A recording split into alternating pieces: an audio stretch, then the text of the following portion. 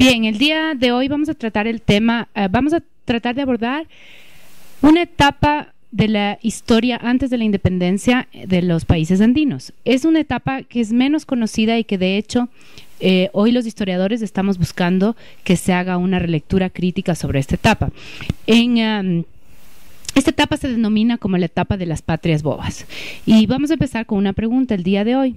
La pregunta sería: ¿patrias viejas, patrias bobas, patrias nuevas? Después de a finales del siglo XVIII, tras las revueltas, la rebelión de Túpac Amaru, la revuelta de los barrios de Quito, la revuelta de los comuneros, en el mundo andino se generó una sensación de descontento, desconfianza frente al orden y a las relaciones del pacto colonial. Y bien, luego de esto empieza todo un proceso de camino hacia la independencia. Es una época que se ha estudiado muchísimo menos en la historia de finales de la época colonial y principios de la independencia. Y quiero apuntar a 5 noticias que llegaron al mundo andino y fueron bastante inquietantes y produjeron serias consecuencias de orden político. La primera fue la abdicación de Carlos IV en favor de su hijo Fernando VII.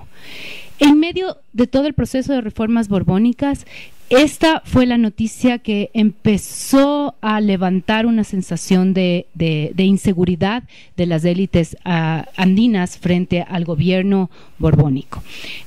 Luego el siguiente evento va a ser la invasión inglesa de Buenos Aires en el año de 1806.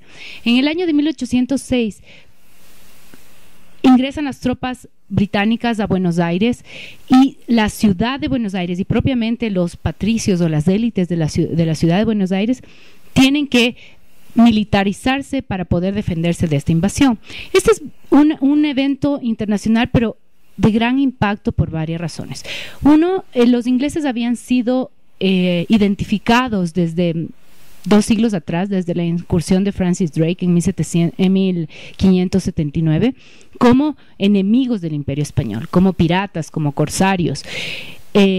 Muchas regiones, sobre todo las más aisladas de la costa, habían pensado o habían temido mucho la presencia de los ingleses. Entonces esta invasión de 1806 va a generar un descontento y sobre todo un descontento de las élites de Buenos Aires, quienes se dieron cuenta que la defensa de su ciudad y su puerto estaba realmente en manos suyas, que no contaban con la corona para esto.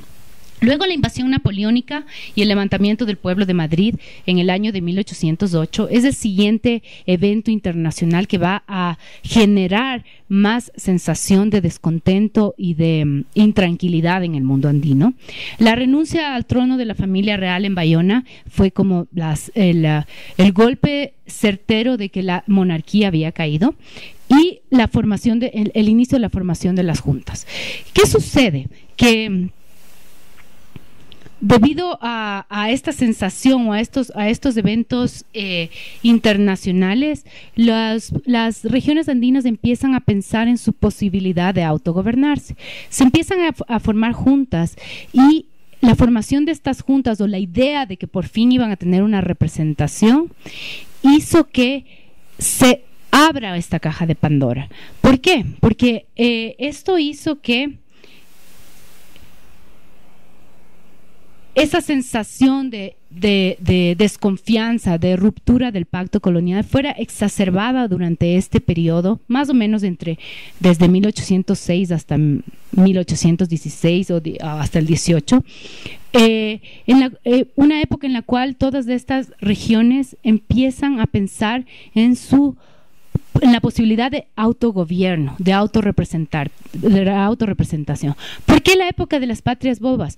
Porque esta idea lo que va a hacer es va a generar o va a visualizar los grandes conflictos regionales centroperiféricos, los conflictos entre las villas, entre los pueblos, entre las élites, entre los criollos, los españoles. Se van a exacerbar todo tipo de conflictos al punto en que estas regiones no se van a poder poner de acuerdo en quién va a gobernar o quién sería el representante, y las mismas élites no se ponen de acuerdo y no logran alinearse para encontrar la solución a la representación o a la idea de autogobierno.